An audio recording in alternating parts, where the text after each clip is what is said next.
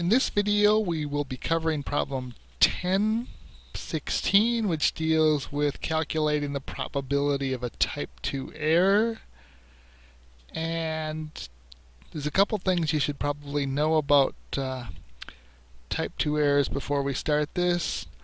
First, that understand you need to use a two-stage approach when calculating the type 2 or the beta error. In stage 1, you set up this rejection region in terms of what the book calls an unstandardized test statistic. So you'll see this will make more sense once we do it, but just know that there's two stages. So set up the rejection region, and then in stage 2 you find the probability that that unstandardized test statistic does not fall into the rejection region given a specific value of the parameter. And the problems you're going to be working on, the book will give you the parameter. The other thing, so remember that it takes two stages to solve it, and you also need to know that the probability of a type 2 error decreases as the alpha or the significant level increases. So they work in inverse. So if you've got a higher alpha, then the beta is lower. So if you go alpha from like 0.05 to 0.10, 5% to 10%, then the beta would drop. The other thing that causes the type 2 error to decrease is when you increase the sample size, the n, and you hold the alpha constant. So specifically when we're looking at problem 1016, it's asking us to find the probability of a type 2 error for the following test of a hypothesis. And we're going to eventually use the given of the p equals 1,5. Again, this is on page 167 of your textbook. But you can see right here I've got the hypothesis set up that p is equal to 0.2, and the alternate hypothesis is that it's not equal to 0.2. So given that, what we know from the problem is that the p is 0.2, the n of the sample size is 750, and the alpha is 0.10. And because it's not equal, we've got to do the two-tail test, because it could be off on the left side or the right side. So if we look up a z-score for the alpha of 0.10, remember we're going to divide it in half. So it's really going to be, I could put that in here, the z of 0.05. And I can even sort of work this in. Oh, what happened here?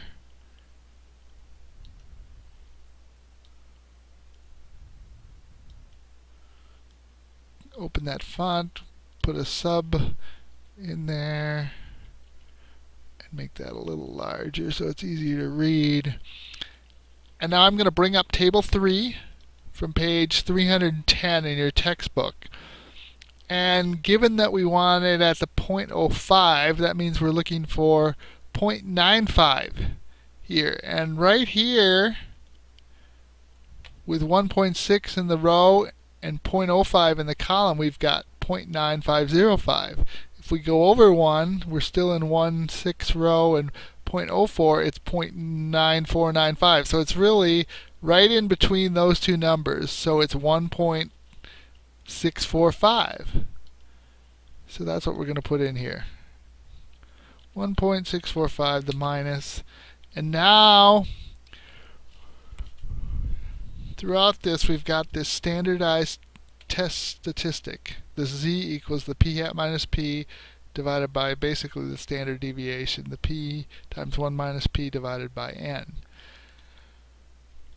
So we have a two-tailed test, so we're going to solve for p hat less than the left-hand tail and greater than the right-hand tail here. And so basically, to solve for p hat right now, we're going to do a little algebra, and we're going to take z times this denominator plus p is going to give us what p hat is equal to. So we're going to put that formula in and do it on the high end and the low end. So equal the z times the square root of p times 1 minus p divided by n. Oops, not divided by n, divided by the n, the 750 there, sorry. And then we are going to add back in the p, 0.2, and when we hit that, we realize that it's 0.176. So we're looking for p hat smaller than that. And now, on the other side, we're going to do the second calculation, which is equal to the minus z times the square root of, do two parentheses, p times 1 minus p divided by n, the 750, plus p, and that's equal to 0.224. So you can see down here then, our beta, the probability is that the p hat is greater than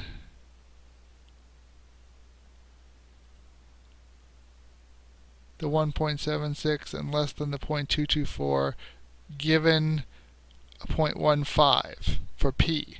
So what we're going to do here is we're actually going to solve for these rejection regions using the one, we have the p hat now, and we're going to use 0.15 for the p. So let's go down here and calculate the numerator for z, which is going to be equal to p hat minus p, and really that, well, no, I separated so we don't have to use the parentheses. That's what keeps this a little easier to do the formulas if we separate them out like this. And then the denominator is going to be equal to the square root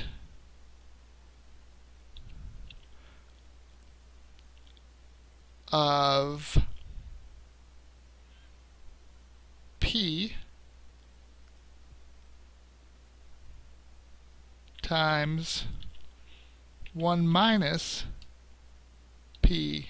And again, we're working on the p that was given there. That's why we're using the 1.5. Divided by n, the sample of 750, which gives us 0.013. And then to get the actual z here, we would go numerator divided by denominator, gives us 1.99.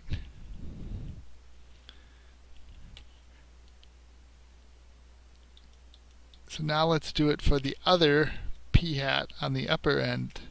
So it's equal to p hat minus p, and then it's equal to the square root of p, let's do this again, p times 1 minus p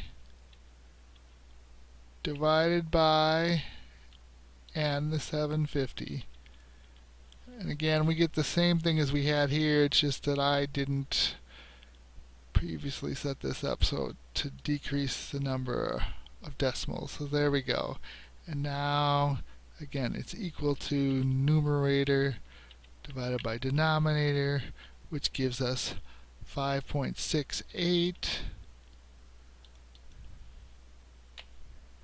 And we can see here that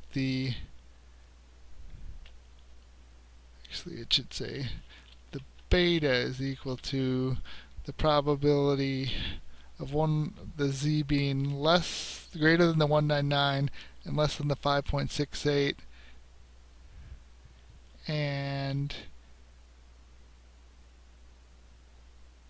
it turns out then we've got the 1 minus 0.9767 gives us the 0.2233. And so now, just so you see where this 9767 comes from, we're going to bring up table 3 again on page 310 and go to 19 over to 9 here. And there's where we get the 0.9767. Now remember, this only goes up to 3.09. So the 5 here on that end, there's really, the probability of that happening is really nothing. But the 0.2233 is the possibility, and in fact, the probability